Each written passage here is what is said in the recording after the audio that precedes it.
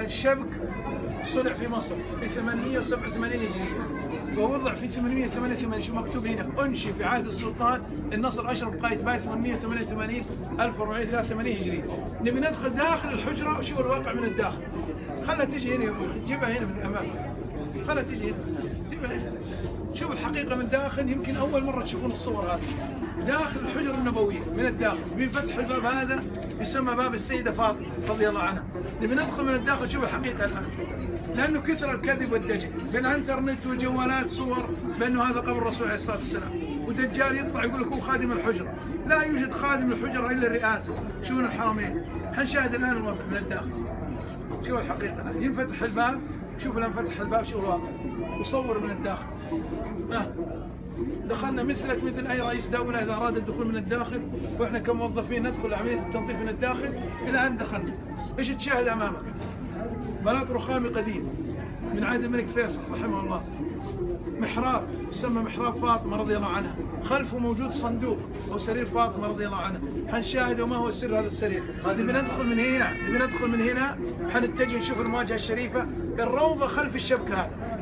إحنا متجهين من هنا ثم ندخل مع الباب ثم نجي للمواجهة. شوفوا الآن ها انفتح الباب، شايفين؟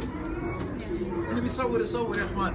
هذه اشياء يمكن اول مرة تشوفها، واللي بيصور يصور. شوف دخلنا من هنا، وضحت؟ لاحظ ايش تشوف قدامك؟ ستارة خضراء صح ولا لا؟ مغطاة بالجدار هذا. الجدار هذا اللي هو هذا شايفينه؟ هذا جدار بناه عمر بن عبد العزيز رحمه الله، مغلق مصمت ليس له باب، ارتفاعه 6 أمتار ونصف من حجارة الحرة السوداء مربعة الشكل مشابه لحجارة كعب المشرف. وضحت؟ لاحظ موجود هنا صندوق، هذا يسمى صندوق الصندل. هذا احنا وقت تنظيف من الداخل نحركه يمين ويسار، لكن مدخلينه وغطينه بالستاره. هذا كان يطيب فيه من طيب الصندل من الداخل. حنتجه للمواجهه الشريفه. شوف الحقيقه، شوف الان، شوف الان. الستاره جددها الملك فهد عام 1406 هجريه الى وقتنا الحاضر. القديمه كانت من عهد الملك عبد العزيز 1370. شوف هذه المواجهه الشريفه. انت تسلم من الخارج وهم يسلمون من الداخل. وضحت؟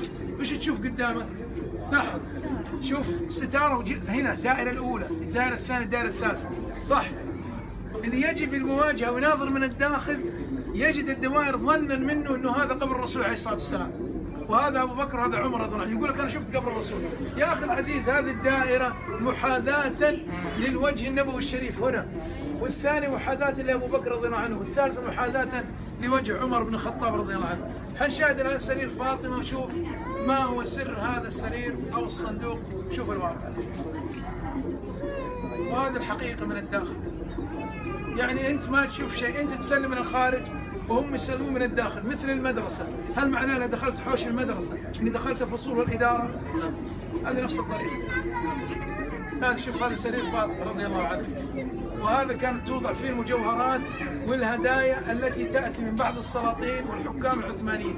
مع آخر حكام العثمانيين عمر فخري باشا أخذت جميع المحتويات بالقطار إلى تركيا وتعرض بالمتحف في تركيا. هذا وين؟ هذا خلف المحراب اللي شاهدناه. حنعيده الآن من جديد، نعيده من جديد. اللي ما شاف يشوف. إلى الوقت الحالي موجود. ها وين موقع